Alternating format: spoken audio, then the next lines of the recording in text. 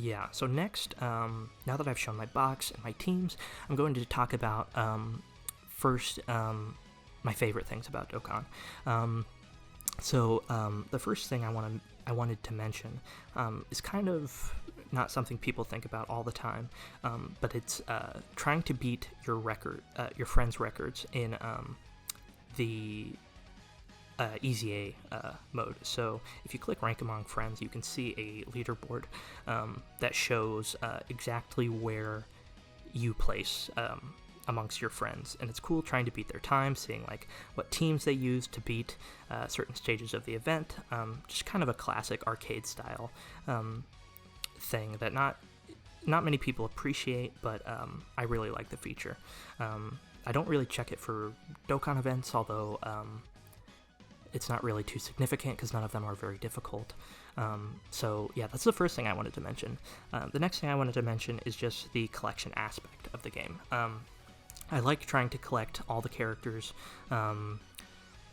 in the game. I think I'm pretty close apart from a few LRs. I don't know, I've always just liked collecting cards, video games, things like that. So now being familiar with the Dragon Ball series, when I started Dokkan, I wasn't too familiar with it. Now I know all of these characters, and it's cool to get your favorite moments, particularly in here. So summoning itself is always also fun as well. Honestly, I think I enjoy summoning more than playing Dokkan. Which kind of a hot take, I don't know. So the third and last thing I wanted to mention, and maybe I can get a demonstration here if I go to, this banner will work, is the new Super Attack animations, Sense AGL Metal Cooler. They're just super high quality, like anime quality. The reason the screen's kind of dark is because I have the dark mode enabled for Super Attack, so it doesn't blind me. And I really like the quality of the super attacks. I mean, they're honestly better than the anime, but I can only see them so many times before I'm kind of sick of it, which is kind of unfortunate, because you think of a game like Legends, the kind of counterpart to Dokkan, where it's PvP as opposed to PvE, and the animations for Strike and Blast Arts, you don't really get sick of using those because they're not as drawn out, they're not the exact same thing every time because you're always fighting somebody new and you have to think on your feet and adapt more. So that's just my opinion on the animations. So next I'm going to get into some problems that I have with Dokkan. And I will warn you, the list of problems I have is longer than the things I like about the game at the moment. I mostly play Legends now. I used to play Dokkan more, and my friend showed me. He really encouraged me to get more into Legends, and I see now that it's, I would argue it's the superior of the two games. I might have a video coming up about that later. So first thing I have to mention, kind of a nitpick, kind of not, is that the categories are not alphabetized. Now, I was wondering if this had something to do with the Japanese version, and if they were actually alphabetized in the same way the encyclopedia feature is. So if you don't know, on JP, if you click the team button, there's an extra button. I think it's either here or where Guru is, and it's an encyclopedia, and you can search by characters. So the way the Japanese system sorts it is by moras, which are like the syllables in Japanese. So it's like akasatana. So like if you went to you would find like in Japanese, this guy is ultimate gohan or san gohan. So that's kind of how that's organized. And I was wondering, well, is that the way they did the categories here too? And I checked, and it's not. The layout is the same, bar the categories that JP has that Global does not. But it's just annoying when you have to look for a specific category and that it changes every time there's a new category added, and then you have to re-find the things. If it was just in alphabetical order, which would be a quick change, that would really help people find teams. The second thing I have to mention, more of a hot take, is that some of these categories should not exist. I'm sorry, but some of these categories are just stupid. So on my list I have, and this is a really hot take, transformation boost. So this category mostly consists of characters that use the transformation mechanic. Cooler's the leader, and of course Cooler's a great unit, but I don't like the team, because I feel that it's not... I feel that all of Dragon Ball is, at least from Z and beyond, is focused on transformations. The heroes and villains all transform. So kind of having a category dedicated to it is kind of foolish, because that's just kind of like every character in the whole series is in that category. Of course, that's not actually how they've set it up, but yeah, I just don't... I think this was unnecessary as a category. Another one is Siblings Bond. So the Siblings Bond team, I don't think it works because, like here's an example. Like, Vegeta and Bergamo are not siblings. Of course, Bergamo is siblings with, like, Basil and Lavender, and Vegeta is siblings with Tarbell.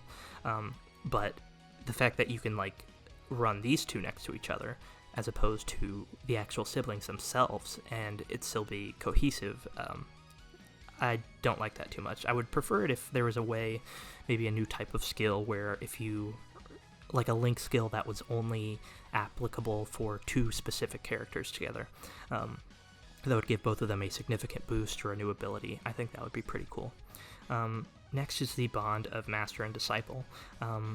Again, I think this is really specific, and it has the same problem as Siblings Bond, where, like, Kid Goku and Dragon Ball Super Trunks are not Master and Disciple, but you can still run them together, as if they were on this team. I don't know, that just kind of bugs me. Next on my list, I had Kamehameha. Now, this was already a Link skill, but a lot of characters use the Kamehameha. This is the one that I can accept being a category, but after playing Legends and seeing how they have so fewer tags than Dokkan has categories, and I think it works a lot better there, where you have, like, Saiyan, Hybrid Saiyan, Regen, Sun Family, like the basics, because in Dokkan you get many more options, just because it's a PvE game and there's less to do, I suppose. But I'm still not all about it. One of the worst examples is Target Goku. Now, there's omissions in this category, like, pretty sure Zamasu's not in here, even though he's all about targeting Goku. So that one's bad. Revenge, Signature Pose, which is on JP only, Diabolical Villains, JP only. There's just a lot of examples of categories that just didn't need to be in the game. I would have rather them reintroduce, like, type leaders. I think that was something that I really enjoyed, was back in the 120% lead meta, when we got a new unit and we were wondering, well, who's next? Because we knew there was going to be 10 people, 10 cards to fill all of these leader roles. So we speculated, who's going to be the next one, what type is it, or how good are they going to be. Like, I remember after the Super Saiyan Force came out, this guy came out and it was super hype, because we kind of had a structure, but with categories, everything now is just a category, and it's often a new category, and it often sucks. So we've been in the category meta for a long time, and it doesn't seem to be changing that much. Of course, the units themselves are getting better, like the Super Boo. Let's see, get, like, attack and defense plus 80%. How long did it take you to come up with that, Bandai? Compared to, like, one of the newer units, like this Piccolo when he transforms, is way better. So the cards themselves have gotten better, but the leader skills are just boring. So I think it'd be cool if we returned to monotypes. I think that would be a good change. So run a different mix of units. The next thing I wanted to mention is the execution of a few categories. So in Resurrected Warriors, you'll notice that there is... See, this is what I'm talking about. I don't even remember where it is. There it is. So you'll notice that there is no Tech Kaioken Goku from the Saiyan saga. Now, correct me if I'm wrong, but I'm pretty sure Goku from the Saiyan saga is like the prime example of a resurrected warrior. He was just resurrected so he could help fight the Saiyans with Gohan, Piccolo, everybody. So that's a pretty blatant omission for no reason. There's also Pure Saiyans should have the fusions, because Hybrid Saiyans has their fusions. So Hybrid Saiyans has all the Gotenks cards, but Pure Saiyans doesn't have Gogeta, Kefla, and Vegito, which isn't really fair. I mean, this isn't a PvP game. It's not going to break the game if you have if you add them to this category. I mean, it's already one of, if not the best teams in the game. It's just nobody cares because the fusions, who are, in my opinion, the coolest characters in the series, just aren't there. Next is the Majin Power category, which is only on JP, just came out. It's missing Majin Vegeta, Dabura, any character that kind of had the Majin symbol, but was not like a Boo type character. Because right now it's only like Boos and then Android 21, which is just kind of missed potential. Yeah, so that's all I wanted to mention for the execution of categories. Of course, there's many more examples. So next, I wanted to mention the naming of certain characters. So the naming of these characters, of the characters in this game, are just awful. I think the system is awful. I think there should be room for you to change things. So this Blue Goku, for example. So his name here is Super Saiyan God Super Saiyan Goku.